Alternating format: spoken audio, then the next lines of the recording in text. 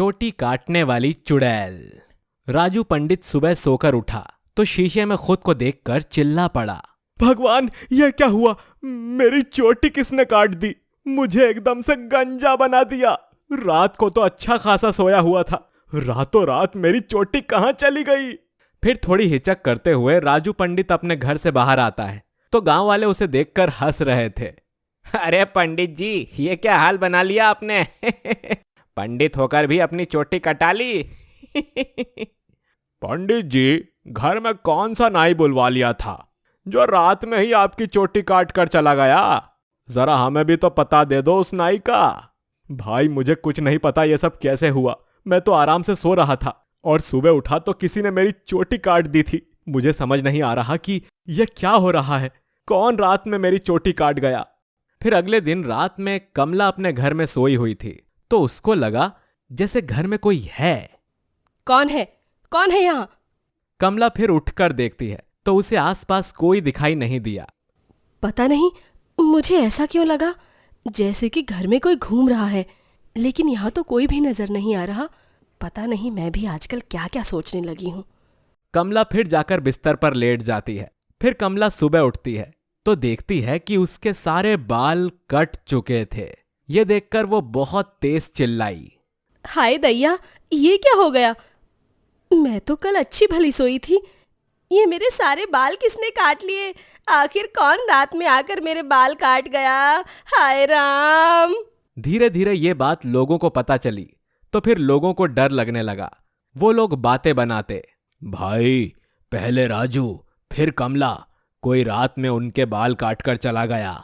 जरूर हमारे गांव में कोई भूत है जो रात के अंधेरे में लोगों के बाल काट रहा है।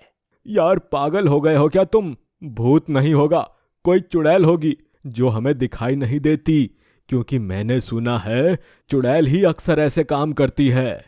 तुम पागल हो गए हो? भला कोई फ्री में बाल क्यों काटेगा? जरूर कोई माजरा है। कहीं यह काम किसी तांत्रिक का तो नहीं है? जो भी है, पता तो करना ही होगा। फिर लोगों ने अजीबोगरीब टोटके करने शुरू कर दिए।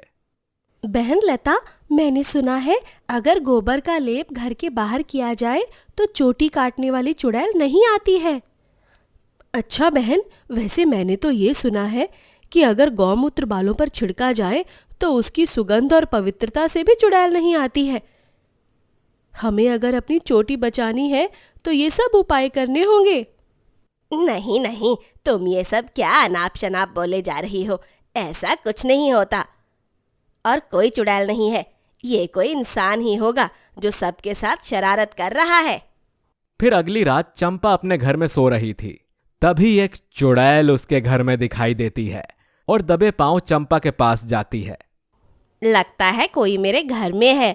जरूर ये वही चोटी काटने वाला इंसान होगा। आज तो मैं इसे पकड़ कर रहूंगी।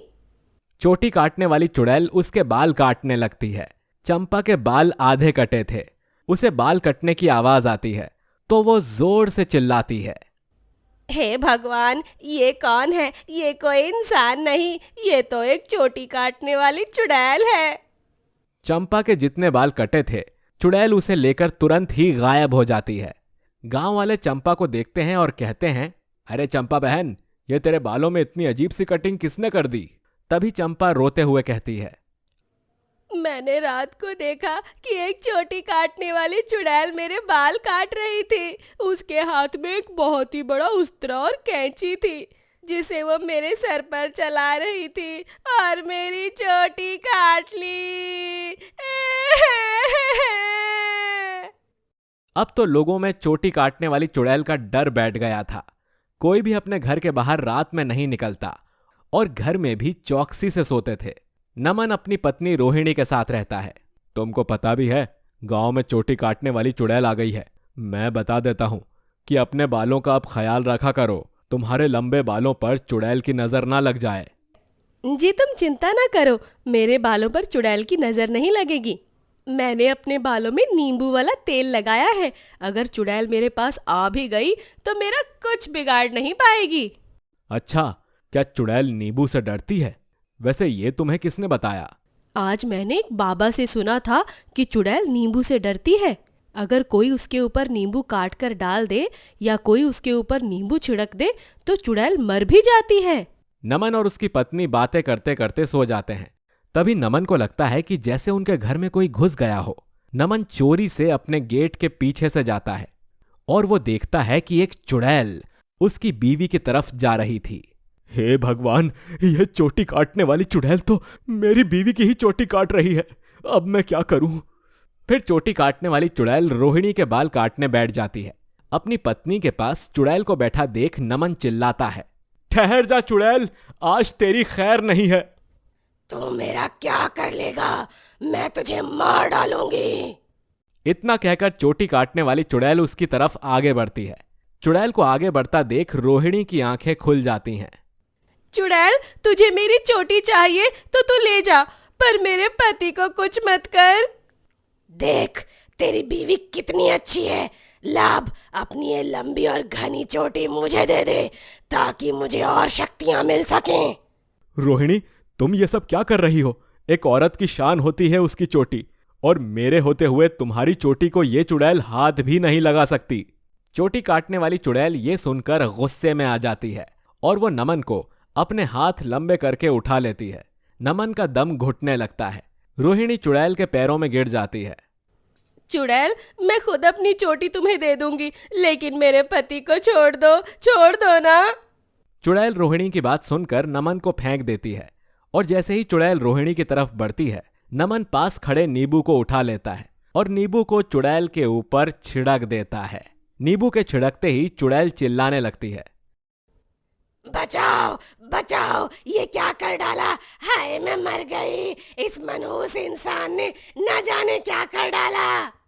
और देखते ही देखते चोटी काटने वाली चुड़ैल वहां से गायब हो जाती है। रोहिणी, तुम ठीक तो हो ना? देखा, मैंने तुम्हारी चोटी को कुछ नहीं होने दिया।